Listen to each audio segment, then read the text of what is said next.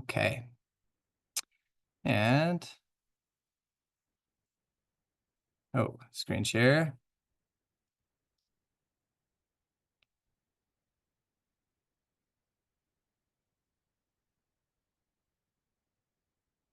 Alrighty. From beginning.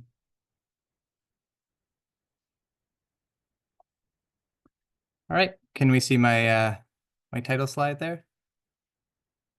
Okay, well, welcome to the 2024 Living Wage Update webinar. I have picked a few photos for our cover slide here that I think kind of get at what the calculation is about in the region here. Got some pictures of folks working in hospitality and also in trades and construction. Those are two sort of hospitality, tourism, and sort of trades are kind of some of the main economic drivers in the region where a lot of people do find work. And this picture on the left is actually a picture of some work from Chris's company, Saltwater Building Co. Chris is a living wage employer in the region, and we're excited to have him with us to share a little bit about his experience after we get through the calculation overview. Transit, housing, food, these are all really big drivers, the three biggest factors in terms of what the monthly budget looks like for folks trying to get by on the coast. So I've picked those as little indicators on the title slide. I just wanted to give a quick shout about how the work connects, what the Clayoquot Biosphere Trust is and why we do this. So if you weren't familiar, we're a UNESCO Biosphere region that was created in the year 2000, and that was coming out of the logging protests and conflicts, community tensions. What's the economy like? How are people going to earn a living here? And how are we going to figure out how to survive in a way that does not compromise the integrity of the ecosystems around here? So from the get-go, our origin as a biosphere was kind of looking at social and environmental factors and trying to balance those out. And as a community foundation, we know that we can't have healthy communities that are capable of taking care of each other and the environment we're parts of without having kind of a sustainable way to earn a living and thrive. So it's definitely aligning factors around poverty, gender equality, decent work and economic growth, and generally reducing inequalities in the region. Those are some of those sustainable development goals that we love to use to try to track our impact and at least make our PowerPoint slides colorful and interesting, if nothing else. So I'll pass it over to Anastasia. She's going to share a little bit about what is the living wage and a bit about the provincial organization and how that all got started. Sure. So the living wage is the hourly amount that a worker needs to earn in order to be able to pay for basic essentials like food and rent, with a little bit of money left over to maybe go to a museum or do kind of small, affordable kind of cultural activities. The living wage is currently calculated assuming the cost of a two-parent, two-child family. So that's the cost of childcare and food and clothing for the kids, as well as also any benefits that families get. So like the Canada Child Benefit, the BC Family Benefit, all of those things kind of help go into the living wage calculation. We are looking at the living wage for other family types, and Colin will talk about that in a bit. It's worth saying that although the living wage is really high right now, and in Clayoquot Sound you've got the second highest living wage I think in the province, it is a bare bones budget, and so although it's $10 an hour higher than the minimum wage, it's still a bare bones budget that doesn't include things like savings for retirement, paying off debt, caring for elderly relatives or disabled relatives or anything like that. It's based assuming on a 35-hour work week. And then the other side of it is if there are any employers on the call, whether that's because you work for a nonprofit or a small business or any other employer, if you offer benefits to your staff, that can lower your living wage requirements, because that means, for example, that if you offer a health and dental plan to all of your workers, that worker doesn't need to take out their own private health and dental plan, and that lowers your living wage by about $2 an hour. And we have a calculator on our website that can help kind of work out what the value of your benefits are to make it kind of slightly more affordable for employers to do. Nice. And we can get into it in the discussion later, but staff accommodation is a really interesting one in the tourism and seasonal economy that, anyways, just going to put that one there for discussion later. And then, yep, we're Living Wage BC. We are formally part of Van City Community Foundation that are linked in with Van City Credit Union. We work with the BC Society for Policy Solutions to help calculate the living wage, as well as community groups across the province, including the CBT here. And we certify employers that pay their workers a living wage, and I'll talk about that in a bit. And then we advocate for government policies to help make life more affordable and to lift wages, because a $27, $28 living wage is a hard ask for employers, and that's why we know that we need to do more work on affordability to help lower the cost for people. And what we do provincially is that we have a standardized formula, and we develop the kind of methodology framework, and then we partner with local groups to kind of develop those local costs. So find out how much does it cost locally for housing? How much does childcare cost locally?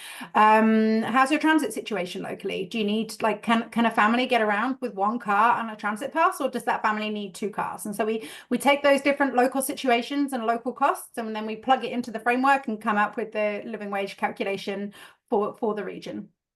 We also work closely with our counterparts in Alberta and in Ontario, who also manage living wage campaigns and also certify employers. And we try wherever possible to make sure that we have kind of similar methodology and work certifying that they do as well. And the living wage campaign began over 20 years ago. It first started because the BC Liberal government that were in power at the time outsourced a lot of healthcare workers. And so suddenly those healthcare workers that were working for the government and earning good wages were contracted out to private companies, and they went from earning, although the concept of living wage wasn't there, but they were earning good money, to then earning a couple of dollars above minimum wage. And I think it really forced an idea in actually how much does someone need to earn in order to be able to get by, because the minimum wage isn't sufficient. I love the living wage, and I'm really passionate about it, not just because it's the right thing to do, but because it's a really positive campaign. It's about kind of shining a light on those that are doing the right thing. It also takes a really complex issue like poverty, and it breaks it down to be something that we can all do something to tackle. I think you can take an issue like poverty and it can be really intangible, but actually it starts with making sure that workers are earning enough to pay for rent and pay for food. As consumers, we're prioritizing those businesses that pay their workers a living wage. And as kind of citizens, we're advocating for our governments, whether that's locally at municipal levels or at provincial levels, to make sure that the workers that they employ all earn a living wage to pay for rent and pay for food.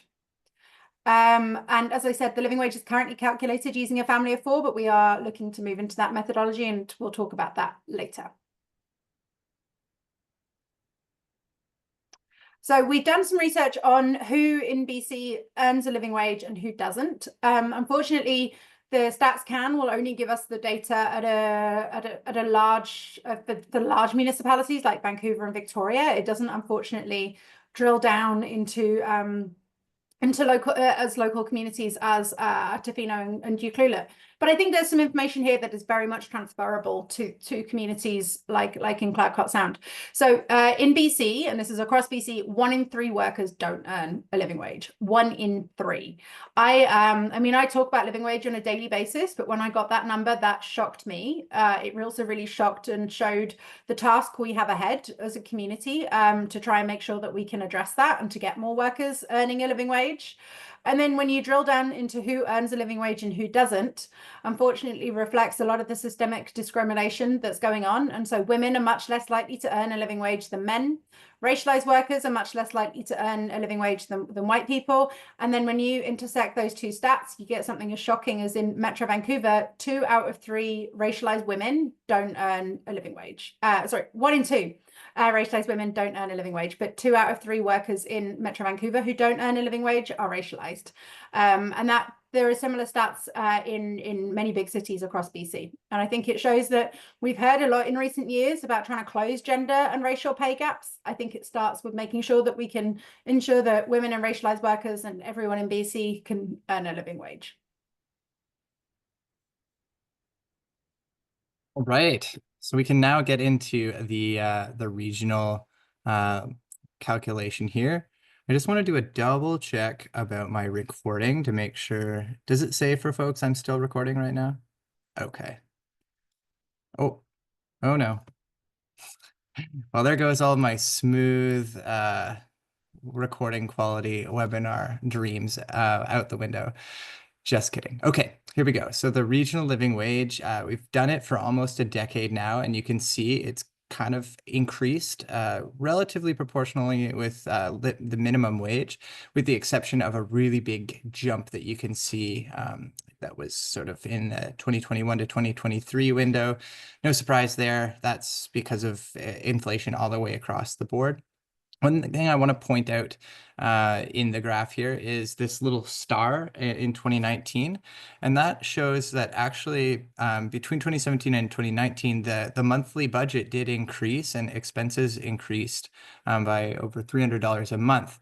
But at the same time, some pretty cool government policies around childcare were implemented, and we were able to use that to actually reduce the budget amount that a family would have to pay per month overall, so that it actually offset the cost of increased costs for food and rent and whatnot.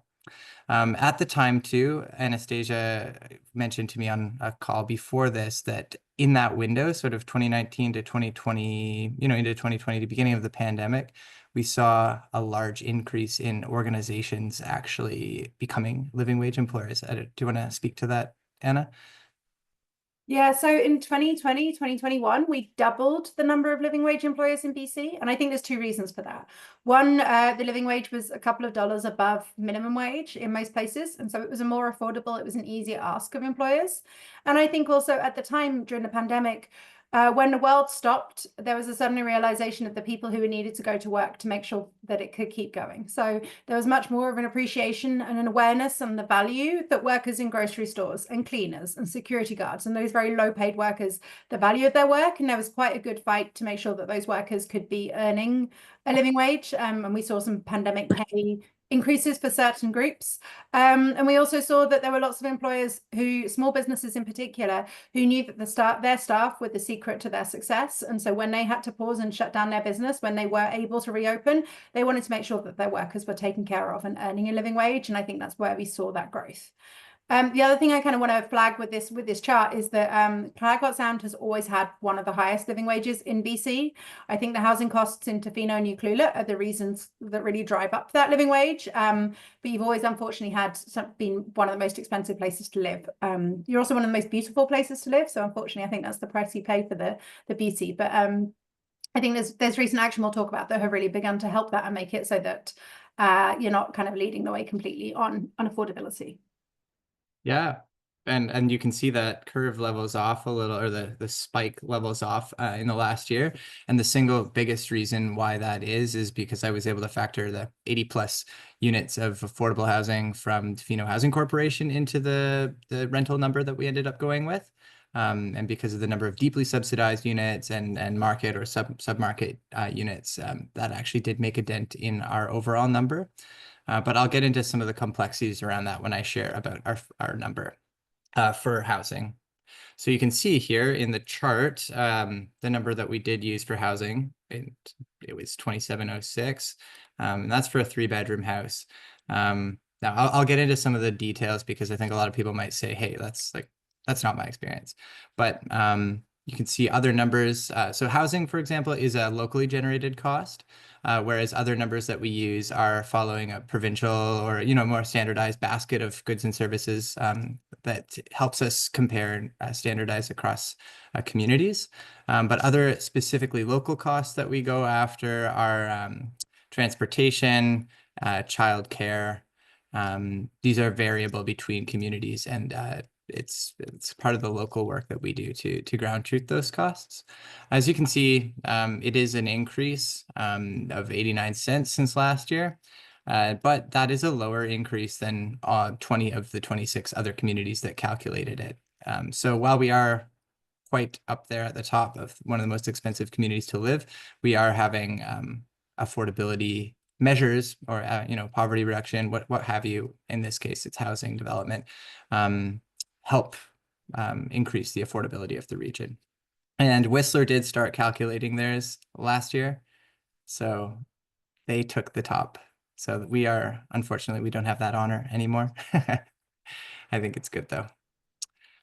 So we can Um, go, oh, and do just you to want to say, add something? someone in the group chat asked whether these numbers were per month. Yep, they're the monthly costs that a family of four with two parents and two children would be spending on those different budget items. That's right. Um, Back to me. So me and Colin were having a nerdy argument over this slide, and I'm a geography nerd, so I wanted a map, and Colin's a spreadsheet nerd, and so wanted a spreadsheet, and ultimately it's Colin's presentation, so he won. There's a lot of information here, so I will also pause so that people can absorb and reflect. But these are all the living wage calculations that we did last year. You'll find that Grand Forks is the most affordable place in BC with a living wage of $20.05 an hour, and the living wage goes up across BC all the way to Whistler. I don't think it comes as any surprise to anyone that Whistler is the most expensive place to live, but a $28 living wage, that's $11 higher than the minimum wage, is huge. And then you've got Clayoquot down there, the second highest living wage in the province. I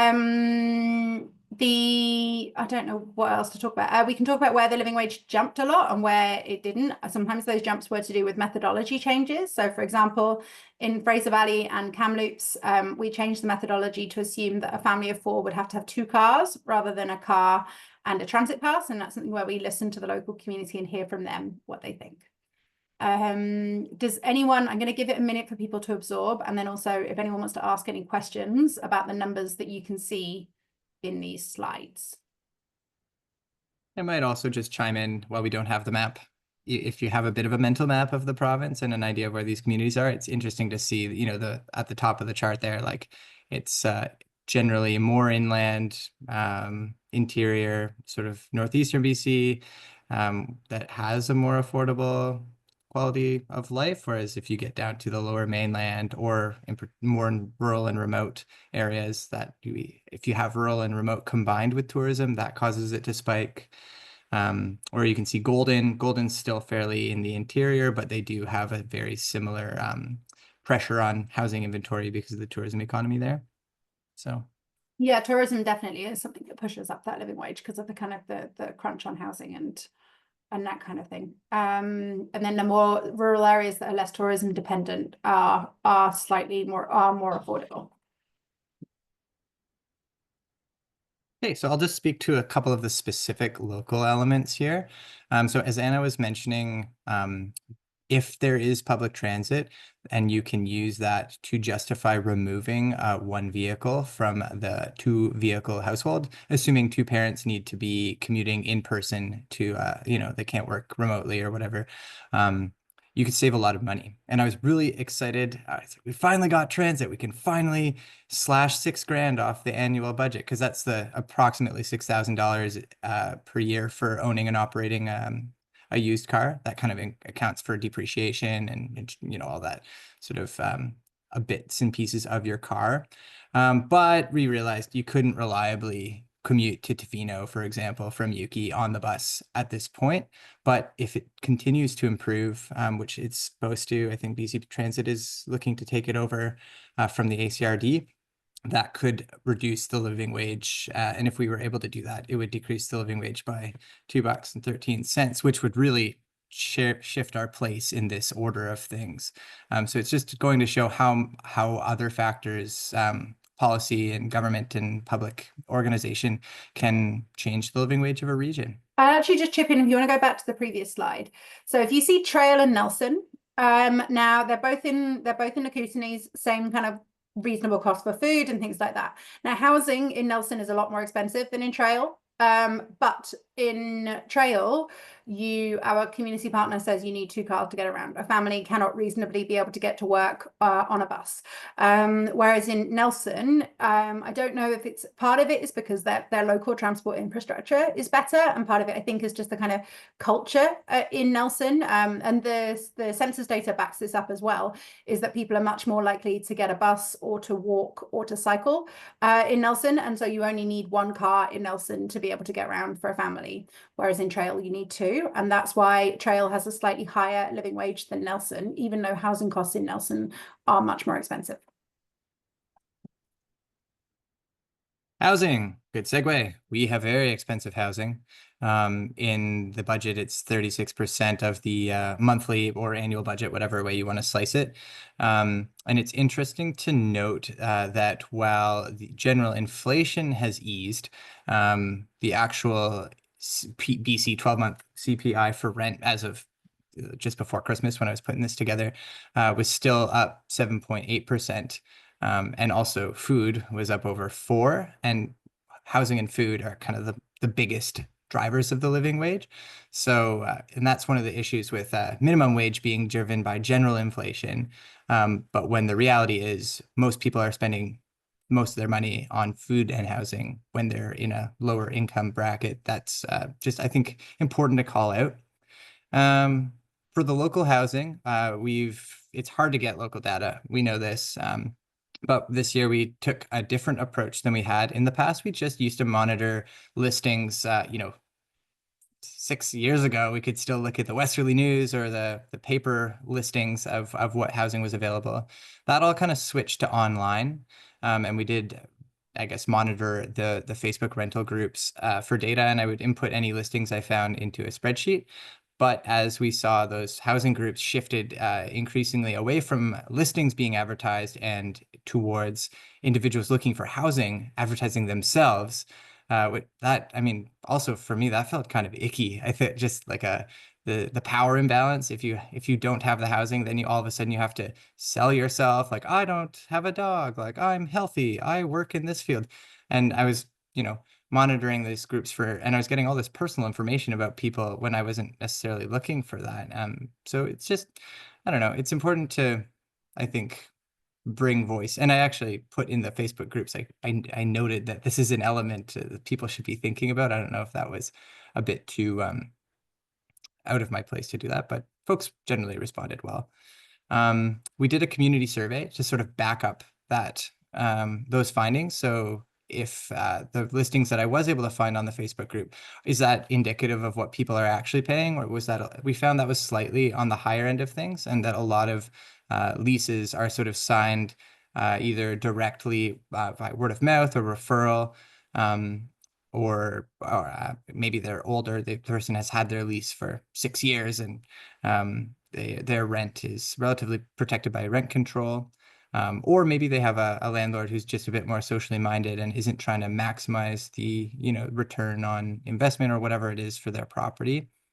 We were also able to take some 2021 census data, which was adjusted for inflation and a few other factors by the Living Wage campaign. That was a small sample size because the region is small, but it was helpful. And then we were also using the Tofino Housing Corporation market rates from their developments. And we were able to kind of make a composite of all these different data sets to come up with what we thought was a reasonable number, which was about $2,700 a month for a 3-bedroom house. Again, housing is one of the most variable costs in the whole thing. So it's really hard I know a lot of people might still take issue with that number. But we did want to accurately incorporate the impact that Tofino Housing Corporation project and the 80 units that they've put online did to the overall affordability of the region. Basically, this is just what I just described. And just a neat little tidbit, if you pay 200 less per month for whatever reason than your neighbor, technically your living wage would be a dollar cheaper. So it just goes to show how much rent actually does impact the overall affordability in the region. But obviously we can't have people calculating their own individual living wages. So we kind of settled on the best number we could with a lot of thinking. Childcare, the monthly childcare costs actually decreased since last year because more daycares in the region have a childcare fee reduction initiative going on, and we've actually got a $10 a day center coming online in the region as well. But what? Why does the amount the family has to pay actually increase? Well, this is a policy thing to think about. And the reason why is if you are actually earning a living wage at $27 an hour, that's quite a lot of money, according to governments who give out benefits. And if you earn that much, you actually qualify for less income-related childcare benefits. So that actually means, despite the fact that the daycare is generally cheaper, because you need to be paid that much more, you actually qualify for slightly less government benefits. So yeah, it's just an example of how social policy does impact the living wage in kind of, for me, mind-bending ways. But the reality is, if you did earn a lot less, like many families do earn less than the living wage, they're still benefiting from these wins that have been made to make local daycare more affordable. All right, I'm going to send it over to Anna to talk a bit about the role of government. And just to pause for a second on that Oh, childcare piece, because it's a bit yeah. complicated and it blows my brain a little bit. Basically, the government help, for those who may not know, but the government help reduce the cost of childcare in two ways. So one, they give fee reductions directly to the childcare centre, and that reduces the cost of childcare for absolutely everyone. And so that's why monthly average childcare costs are down, because of those fee investments, because those investments in fees that the BC government have given. The other way the BC government helps is that they want to prioritise and support low-wage workers or people on low incomes to be able to afford childcare. And so they give an additional sort of benefit that can only be spent on childcare, like it has to go straight to the childcare centre. And the less money you earn, the more you get in benefits, and then it gets capped out at a certain amount of income. And so now, because the living wage is so high, nearly kind of $50,000 a year, that's kind of seen as high income for in terms of the BC government benefits, and so you get less in the childcare benefits. And so that's why, strictly speaking, in Clayoquot Sound, the kind of the childcare cost of the budget is up, because even though fees are down, they're getting less support from the government, so they're having to pay out of pocket to make up that gap. But the less money you earn, the more you'll get in benefits to help kind of support that and offset that. And so that's a really specific thing that the government could do to help kind of ensure that the living wage doesn't spiral out of control, is to look at those cutoff points. And it's very technical, it's not very interesting, but it can make hundreds of dollars a difference to low wage workers and the impact they're having. And it would also benefit businesses, because when the wage we ask businesses to pay workers, it wouldn't be going up twice as much, because it would be protected by some of these benefits as well. So yeah, skip ahead. So here's all the different things that we can ask government to do. There's kind of living wage as a role on employers. We ask them to step up, but it shouldn't just, the burden shouldn't just fall on employers to step up and to pay their workers a living wage. It should be on government to help do more. And we heard that during the election. The biggest issue during the election was affordability. The government said they were going to take it seriously, and they've rolled out some things they're going to do. Let's hope they continue with that work. So the number one thing is more affordable housing, and that works in two different ways. So it works in building more affordable housing, like we saw with the Tofino housing co-op, the impact that can have. But it could take 5-10 years before that housing goes from being kind of an idea or a plan with some architectural designs to actually being kind of the keys to a home which someone can live in. And so we also need government to take more action on protecting renters, in particular, some kind of form of rent control. As soon as someone has to move, they don't find their rent going up by 20 or 30% is a big thing, and I think could make a bigger difference. We need better and cheaper public transit. Like Colin said, if we can get that bus between New Clayoquot and Tofino to be more regular, and something that actually, if you lived in one town and you could use it to commute to work and you wouldn't be stranded, then that could lower the living wage here by $2 an hour. And that's a really specific thing that government can do. Expanding dental care and pharmacare. The feds are working on it. They're doing it slower than we'd like, and there's going to be an election, so I don't know if they'll finish with pharmacare quite.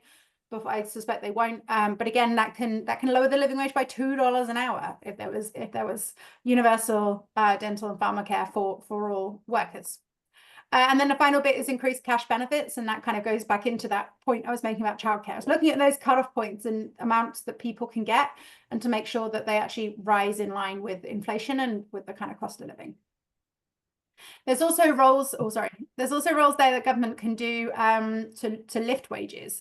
So we'd love governments at all levels, both the provincial and the municipal, to become living wage employers, so that they can make sure that their workers, direct staff and contracted workers, are all earning a living wage, and that will put more money back into the pockets of low wage workers, which they'll spend in local businesses. To raise the minimum wage to at least $20 an hour. I realize that for the minimum wage to go from 17 to 27 overnight is an ambitious ask, and probably is not the most economically sound ask to do that overnight, but let's develop that plan to lift it further than we're doing at the moment and start with at least $20 an hour. And then at least if you live in Grand Forks, you'll be earning the minimum wage and the living wage. And to strengthen worker rights by doing things like improving access to bargaining and other kind of things to make sure the workers can get access to all the money that they deserve. And then the final kind of cutting costs thing that I didn't talk about was affordable food strategy. We know that food is the second biggest item on the family budget, and there's definitely more work that can be done to lower the cost of food. There's a lot of reasons why food costs are spiraling and as outrageous as they are. And so I think that some of it starts with just being able to invest more in local farming, in local food producers. We're seeing with the tariffs the kind of threat of what happens when we depend on an outside neighbor. So if we can invest more in kind of the BC farming and BC food, that will make food more affordable for all of us at the grocery store, and we'll all benefit from that.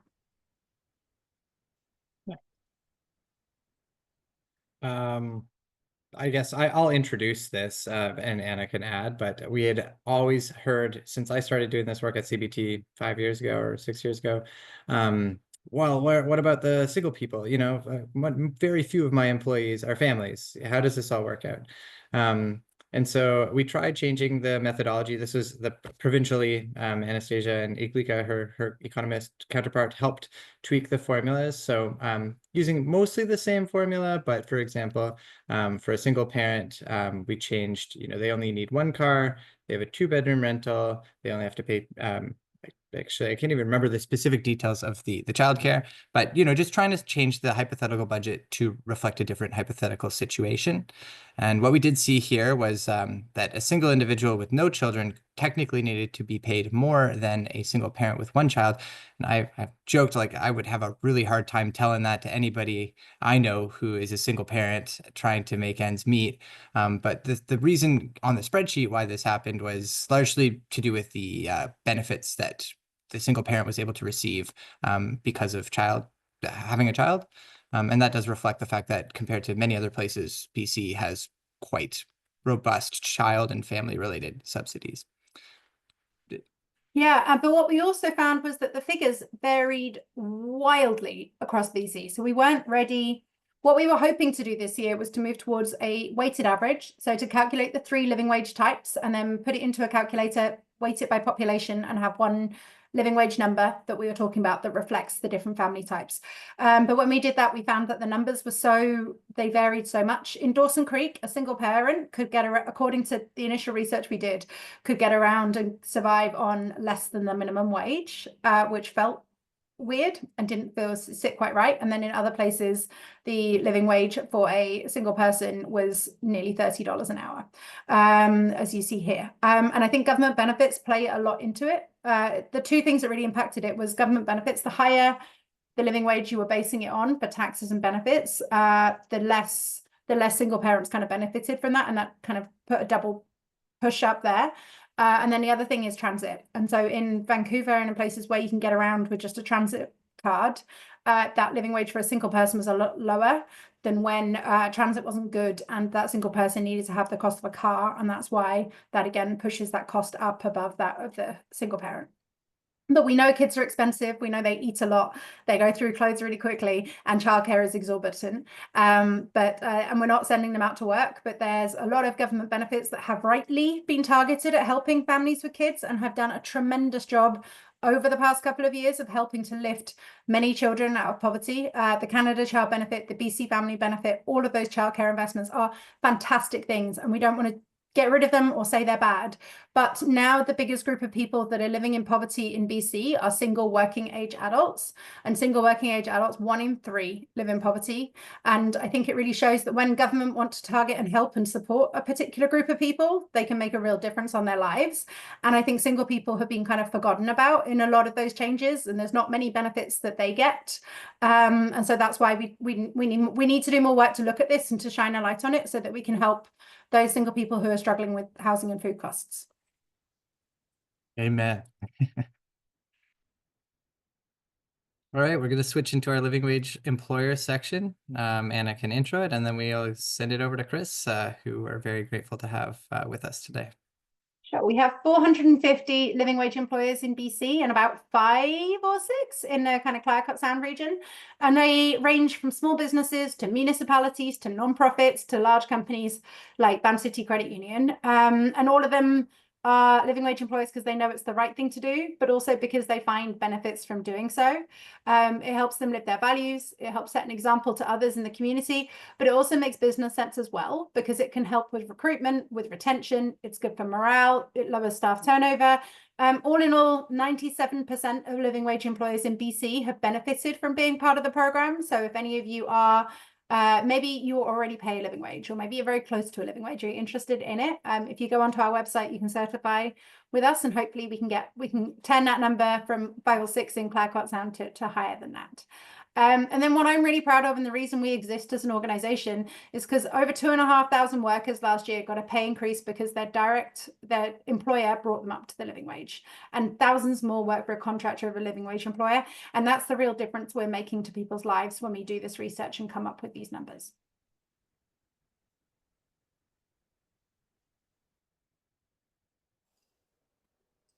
All right, Chris, I can intro briefly. Lives here in Yuki. He's got an amazing building company called Saltwater with roots on the Lower Mainland, and now recently helping build and just really thoughtful guy, really committed to community and to building an awesome business and being a great employer. And I'll just send it over to you. Well, thanks for that intro. It's really lovely to hear. So yeah, we joined Living Wage about a year and a half ago now, almost 2 years ago now. Truth be told, in the construction sector, kind of hitting those targets isn't too hard. Kind of the bottom end of our staff we're kind of flirting right on the edge of that. So we had a little bit of correction to do there, but in general, once you're sort of past, your bottom end laborers, first year apprentices, the wages, just the market wages, are pretty supported within living wage requirements. Now, I will say, as every year that number ticks up, it gets trickier. Like the bottom end definitely starts pushing up, and in our kind of constant goal of housing affordability and figuring out how to build as efficiently as we can, you do start to kind of bump into some kind of issues there, but we're still managing it through pretty well. I guess for us, like more than anything, for my wife and I, she's my business partner in this. It's just the idea of like sending people to work and knowing that they can't actually afford to live just doesn't sit well with us. So it was just kind of to show that commitment more than anything. So yeah, I think it's a great program. I think it is, we until recently really had no issues. The new numbers were still within, but it definitely starts to become challenging, especially at sort of the lower skill set employees, to achieve that. I think it would be kind of interesting to dive into, kind of more age-based, employees, because I know for us, I know for most, those sort of lower skill set employees are, kind of more in the 19 to 25 age bracket typically. And just what that interplay there is. But I still think it's a great program. It really hasn't counted to anything or amounted to anything for us from as like a marketing tool or anything. And we also don't really use it for one. So, but I could see how that could be beneficial to people. So if anyone has any questions, please feel free to let me know. Happy to ask them. But yeah, overall, it's a great program. The coast is really expensive, and we're trying to figure out how to build people houses that aren't quite as expensive, but there's a lot of challenges in doing that. So yeah. Nice, thanks, Chris. I might just stop our screen share now and we can have a little Q&A discussion. Yeah, open the floor if anybody has any burning questions or thoughts they want to share. This is it's an important thing to discuss.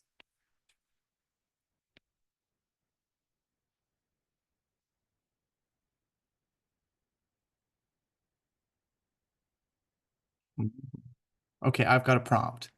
Kind of thinking about like what Chris was just saying, how different sectors, how like challenges around paying a living wage dependent on sectors.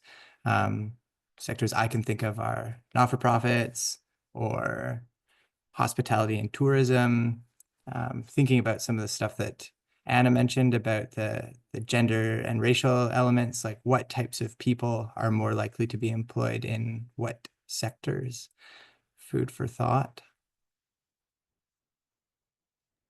And when we do this year's report on which workers don't earn a living wage, we're going to look at sectors. So we do know, for example, food service is traditionally a very low paid sector. And as you said, traditionally they are more female or immigrants tend to go into them because maybe they're slightly more entry level with it. But that's not to say that women and immigrants don't also have the same need to pay for food and housing as other people as well. So it's interesting when you look at those sectors that are more disproportionately lower paid, and it's interesting to see how we can address that and how we can make sure that those workers are just as entitled to good pay as other sectors too. Erica, I think you had your hand up. Oh, that just rings really true. I work with a lot of nonprofits and community groups on grant applications, and when we're looking to fund PEEP human resources, I mean, government, like, there's no willingness beyond minimum wage most of the time, and there's no interest in regional variations of the cost. And the other thing that's challenging is routinely part-time, not full-time positions are often funded at a lower wage than full-time positions. So that just compounds with them needing another job that also pays less and so on. So that's just my experience. That's really interesting. So with nonprofits, I saw a really interesting thing happen in the settlement sector. So the charities and nonprofits that support refugees and migrants, they kind of came together and sort of told government they wanted to pay living wage. And I don't know what the conversations were that happened behind the scenes or whatever, but I do know that the next government bid that went out from those ministries said that they would prioritize those that pay a living wage. So I don't know if there's work on kind of us as kind of a nonprofit sector to come together to do more research to kind of tell government that when you're funding us, if you're funding us to do government work, then you should be paying us a living wage to do that. And I think that ties back into the kind of provincial government being a living wage employer. I think the nonprofit sector has very traditionally been very low pay because we do it because we care, which, I mean, hey, we can pay for rent and food with just love and happiness, right? But I think so traditionally it's been very low paid. I think there's also been a fear and a concern that if you as a nonprofit go to donors and say you want to get money to pay your staff good salaries, there's a kind of stereotype that means you're paying for kind of a Porsche for the executive director, when actually you're just making sure that your lowest paid staff can pay for rent. And that's where kind of the living wage certification, I've seen some nonprofits be like, we're living wage certified, give us money to make sure that our workers can afford to do these things, because we don't want our staff to be accessing the services that we're providing. And it's to kind of go back to the point that it really is a basic wage, a living wage. It's not kind of a luxury wage by any means, but open to ideas from what joint advocacy we should be doing across the province. Nonprofits are one of the largest groups of living wage employers, and it's a very different discussion to have with nonprofits than it is to do with businesses and others. Like, nonprofits understand why a living wage is important. It's not explaining why they need to do it. Instead, it's how they can do it, given all of the funding challenges and structures they've got. And then your point about part-time work is really interesting. Is it because they get benefits and full-time workers get benefits, and so that costs the nonprofit a bit more? That could be it. When certifying living wage employers, if it's a part-time worker that doesn't get benefits, then they need to be paid in lieu of benefits, which it's very common in kind of union agreements and stuff like that to have a kind of pay in lieu top up if you don't get benefits. And we can talk through kind of how that works and the specific numbers behind that. Kate. So, hey, Jess. Yeah. I was going to see if Jess had her hand up there. Yeah, I wondered if for like the question that came up about first-time work experience, like new workers. If the Canada Summer Jobs wage subsidy could be used as like a reference point, because essentially that's the wage that they're providing, with the idea that it's meant to be like work experience, and sometimes it is people whose first ever job it is. So yeah, I can see how it would be maybe not realistic to give them the $29 if they're an individual, like a single individual, if it's their first ever work, like their first ever job. And then, yeah, if the Canada Summer Jobs wage for that particular year could be a good indicator. Yes. So with Canada Summer Jobs, if you employ people through Canada Summer Jobs or a co-op placement or a specific scheme like that, they can be exempt from living wage criteria, so long as they don't make up more than 10% of staffing. Or if you're a super small nonprofit, there's one of them that you've got, because we don't want to kind of your staffing to be disproportionately people who are paid less than a living wage and to be still called a living wage employer, but we have those exemptions there. We are kind of cautious, or what we're a bit nervous about with the kind of entry level younger staff and offering a different wage is we wouldn't want to kind of accidentally encourage people to employ youth because they're cheaper labor than to employ an adult who might be more, and to kind of start those divides between different ages.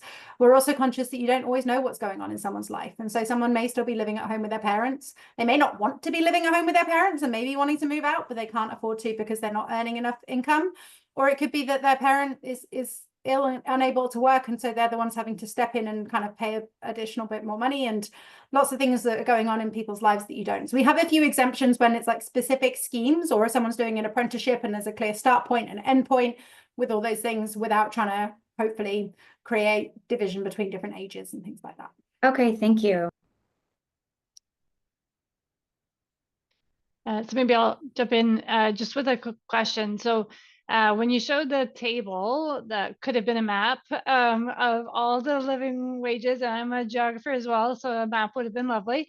But to see the living wages across BC, you know, they're a range, but maybe I'm missing something here, but like, shouldn't the living wage be the minimum wage? So where does the minimum wage actually sit in relation to this range of numbers? And why, like, what is the calculation for the minimum wage from the province and across the country that's different than the living wage? Because you would think, obviously, there would be an average because there's different requirements across the province, across the country. But like, shouldn't the living wage be a function of minimum wage? It'd be great. What am I missing? Yeah, well, because government doesn't always think like we think, and that's annoying, isn't it? Because we should be running the world and making these decisions. The minimum wage in BC is $17.40 an hour. So the lowest living wage is $20.50, and so even in the most affordable place in BC, that's a $2, nearly $3 gap between those two wages.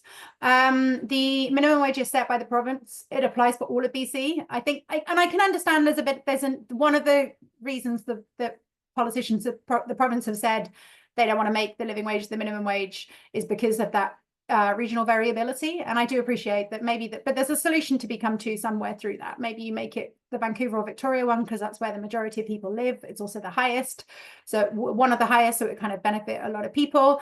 The minimum wage is set by the province. It's very much dependent on who's in power. So when the Liberals were in power, they froze the minimum wage, for many years. And then when the NDP came in, they committed to increase it to $15 an hour to begin with, because the Fight for 15 campaign was kind of very catchy, and let's do that. And then since then, they have pegged the minimum wage to inflation.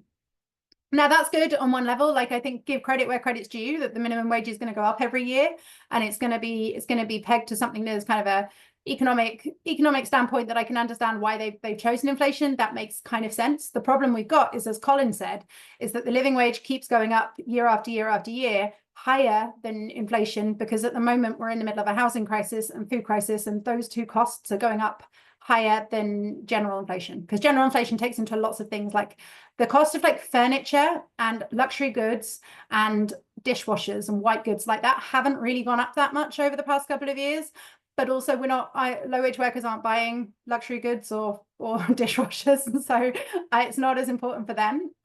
So that's why we'd like them to at least lift it to $20 an hour, and then from there work out how they want to peg it to the different things. But yeah, one day we would love it if the minimum wage and the living wage were the same thing, but we've got a bit of a task ahead of us, especially because of how high the living wage is. I think that makes it a bigger challenge for us to convince government it's the right thing to do. Yeah, and I think too, it would be hard depending on some businesses. Like one thing I think about is the seasonal economy, and like how many employers here don't actually have full-time year-round businesses.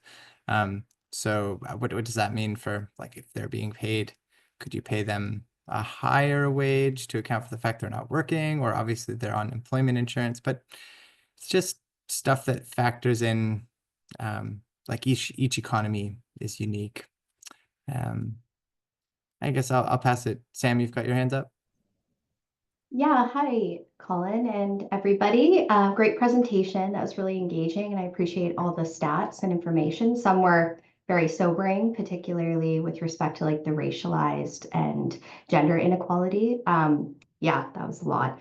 I just had a question regarding the benefits that if an employer offers benefits, it reduce the living wage. So did you mention that there was a calculator that you could use to calculate that? And in addition, do you have a list of employers within Tofino and Euclid that are living wage employers? Is that publicized somewhere? Yeah, I will put both those links in the chat now. The list for so I put the calculator link in first, and then you can click on that, and then you can fill it in and work it through. And then for the living wage employers, these are all the certified employers. If you filter by community and then you select Clayoquot, then you can see which ones. There are a few organizations in that list that are provincially, so they kind of have staff based all over BC, and so they may have fitted into that. They might slot into the Clayoquot even if they're not necessarily locally based there, because they feel that they've got full provincial coverage. But if you click on it, you'll be able to see, and you'll see that Saltwater is one of the few local businesses on that list. Awesome. And I wanted to also ask, is there a strategy for promoting more businesses in the region, like obviously doing things like this? And but yeah, I'm just wondering, like, it just seems like, as you mentioned, you know, it's such a good retention strategy for employees. And I think with being just, we have a lack of resources here on the West Coast, and we see people who are starting out their careers and then they're leaving for bigger places with more resources. And so having a living wage, I think, would make a huge difference. And so I was just wondering if you could speak again to like advocacy efforts on the coast and how we can try to get businesses buy-in to start looking at this as a serious measure for employee retention and succession planning. I can speak to that as like at the local organization. We've done, advocacy kind of, I guess, softer, not saying like you must become a living wage employer, but rather presenting folks with the information. Hey, look at this. Did you know about this? We've done these sweet little printed reports. It's kind of blurring, but the suspense is killing you. I know it. You'll have to come get one at the CBT office. And they've got a nice little breakdown of the costs and information about how to become an employer. I will say though, it's a sensitive topic, and especially in like the seasonal smaller businesses that are in the tourism and hospitality economy. There's even issues where there's reticence among some employers because they don't want to start having this like holier than thou, like, why aren't you making other people look bad? And sort of the businesses within the business community in a place where it is hard to offer a full-time year-round, relatively high-paying job, or at least, the economics of it because of the sector make it challenging. So I will say there are a lot of living wage curious businesses that aren't necessarily certified with the provincial organization, but are engaging in the conversation and thinking about it. So yeah, and not-for-profits too. I was chatting with Mark from Raincoast, and he was saying, oh yeah, like we're trying to use the living wage as benchmark for our staff. And, I'll have a follow-up with him about, do you want to actually get the little cert? And I think it would be easier for some businesses than others to do it. Another good example would be the co-ops. they're not, neither co-op is a certified living wage employer, but because of the nature of their larger unionized workplaces and their benefit packages and the nature of their full-time year-round jobs, they could do it. But it's just sort of connecting the dots. And I guess, it's got to come from the business. It's sort of like, lean in, but you can't actually, they got to do the last bit of the lean. And where I've seen real growth is when one business or entity becomes a living wage employer and suddenly all of their competitors, and they promote it. They kind of put it on their social media. They tell everyone, they're like, yay, we're a living wage employer.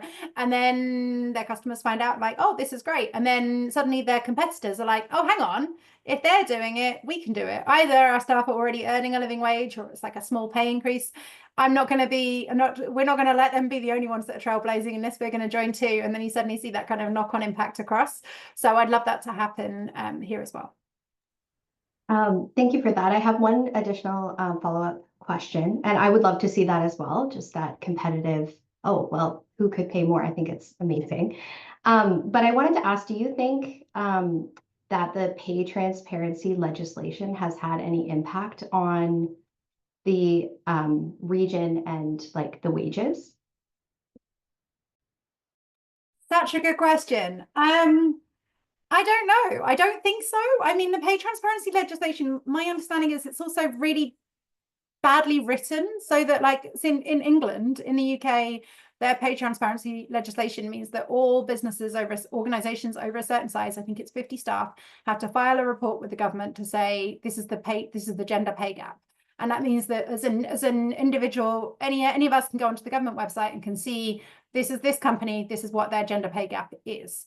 And in BC, they didn't write it like that. And instead, organizations have to publish their stuff on their website somewhere. And so we as consumers can kind of work out where it is and go on a bit of a detective hunt if we want to see. They started off, for those who don't know, 2 years ago, it was all Crown Corps had to publish their gender pay gaps. Last year, it was all organizations, I think over 500 staff, maybe 1,000, big organizations. And I think this year it's going to be over 50. But there's also, I don't think, any action to follow up if companies or organizations don't do it. So I don't think it was written with enough teeth to have an impact personally. I hope I'm wrong and that it does. We've got International Women's Day coming up, and I think it could be a really good opportunity to shine a light on kind of gender pay gaps that exist and that work. But I'm not sure yet if the pay transparency legislation. Now, one thing that will help, and I think is helping, is when the government did the pay transparency stuff, they also said that if you have a job ad, you've got to put on the bottom of the job ad how much the starting salary is. I mean, it can be a band, and so again, there's room for wriggle out and stuff like that. But I think that helps, and it helps particularly for those workers when you've got to just like argue and negotiate for how much money you're worth. Traditionally, women and racialized workers will argue for less money because they're just grateful to get a job. And so I think that will help make a difference, hopefully. And the other thing that's good and should have happened years and years ago is that if you tell your colleague how much you earn, you won't get fired, which previously used to happen as well. So there was a bit of fear of saying, hey, I earn this much, you should also negotiate to earn this much too. So there's a few things that did come in that were good to give credit to. It's the publishing gender pay gaps where I think there could have been more teeth to it. Colin, I think what you were saying is a really cool idea. I'd love to see brainstorming around, like, because we have so many small businesses where living wage certification is not really that feasible, like having some sort of living wage friendly middle ground. Like maybe we publish living wage and it's like, well, here's 20 things you could do to be more living wage friendly. And if you're doing 10 of them, it's like, I don't know, like, I think that'd be a really cool idea to think about and not just make people feel like you said, Colin, they're in or they're out, like they are taking steps. And I just wanted to comment, this is just a comment, about one of the potential benefits that could assist is we often have, it's one thing to have benefits and tax credits, but it's another for people to access them. And working with WCRS, as well as the fact that we have CRA and service reps constantly coming to our community services meeting and saying that people are not accessing all the potential credits and benefits that are available to them. Like, how can we do better? This would be to help employers, to assist employees with that. I don't know what that would look like, but that's really stood out as a comment very frequently.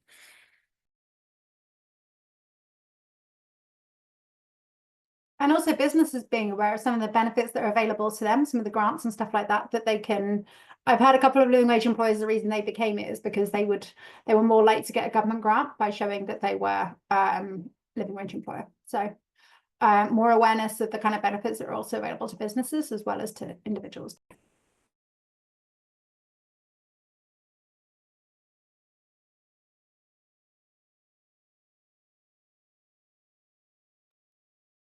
I've just been jotting down notes this whole time. It's a rich discussion, and I look forward to having more of it. I'm happy to connect individually with folks too. So yeah, looking forward to continuing the conversation. Colin, I have a question, and yeah, just echoing what everybody else has said, this was a really informative presentation, and I appreciate the effort you've all put into making the material very accessible and easy to understand. I had a question about the idea of, I was going through, like, there's a PDF online that I found that kind of describes what is not included in the livable wage. And I know it's a kind of bare bones, like making end meets value, but is there any interest in exploring what the livable wage would be like if student loans or setting money aside for retirement savings, if that is included in it as well? Is that something that there's interest in exploring that as well? Just I know lots of people think of that, and that can be a factor that can add stress when you're truly just making ends meet. And if there's I'm curious what the discrepancy in a livable wage and then a living wage plus type thing would be if extra expenses such as paying off loans, paying off debt, and possible savings was also taken into consideration. We get a lot of requests from that from the student movement who want to know what's the living wage for a student, because I think there's a stereotype there that students don't need to earn as much money when actually they've got a student loan and other things they've got to pay. It's something we're gonna review the methodology this year generally to see that we're balancing the right things. There's no guarantees that those kind of things will go into it, but they're things that we'll take into account in those discussions. I think the thing we're prioritizing most is to move towards that living wage with the different family types, but there's no reason in the future. There's also a bit of a movement globally with all the global living wage calculations to look at elder care in particular and how much kind of savings for retirement should be going into the living wage. In other places, there's an argument that you can just take what the cost of childcare is and replace that with savings for retirement. So the idea is that between, I don't know, 20 and 35, you're having children and the cost of children, and then from 35 to 60, you're then savings for retirement. However you want to work those numbers and those ages. That doesn't work as much in Canada because of all those benefits that are available to help and support with childcare that actually then aren't there to help with savings for retirement as much. But it's an interesting kind of idea for taking those costs and putting them in another bit somewhere else.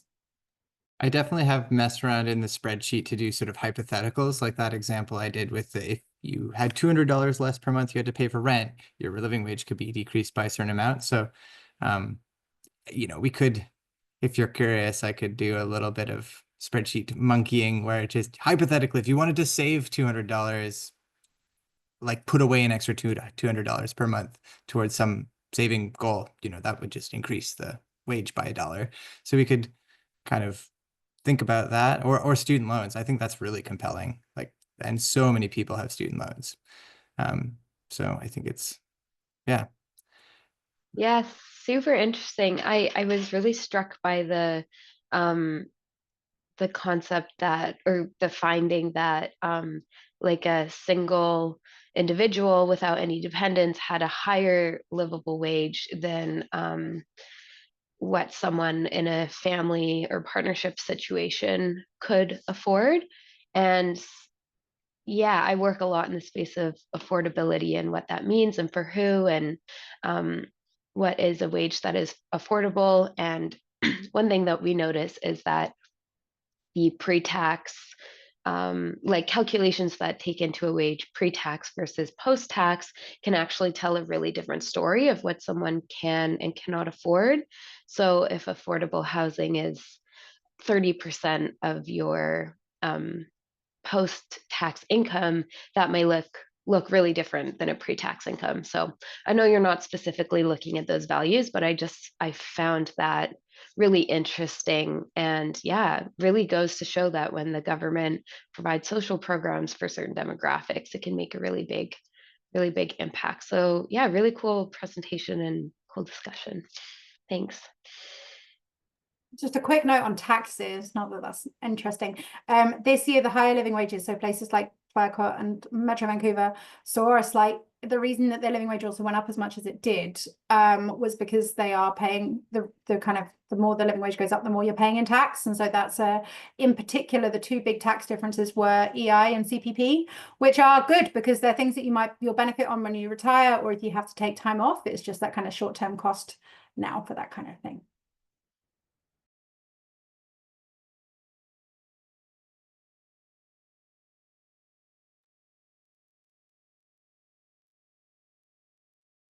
Anybody else have any thoughts before we close it up?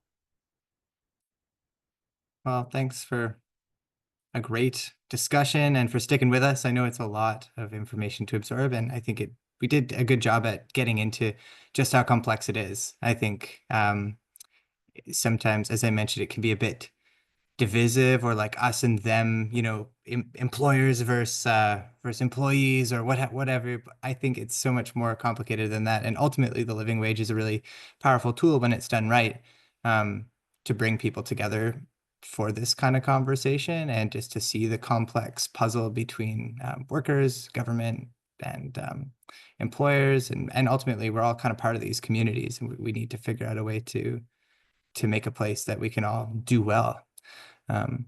So yeah, looking forward to continuing the conversation with everybody. And Biosphere folks, I think there's still a couple on the call, but happy to talk about what that looks like, and kind of my experience, how much time it took to calculate it, and yeah, help more people be participating in the combo. And Colin, tell them you're going on the radio next week. Oh yeah, living wage. We're going on the radio next week. So you can share with people that may not have made it today. They can listen. Yes, exactly. And this webinar will be radio. recorded. I can email the chat out to folks. And I'll be bringing these reports. They're beautifully graphic designed. Nice little, it's not working still. But I will make sure that these guys get around, if you want them for the chamber office, Josh, or the Work BC Center, Mary, or I don't know. It can be a bit vibey if you put it in a place where, employees might be like, hey, I'm not making that. Hey, boss. But, it's good to get out there.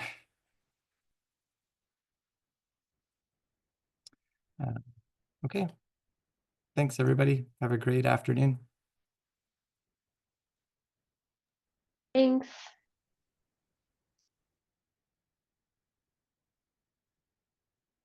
Bye, Josh.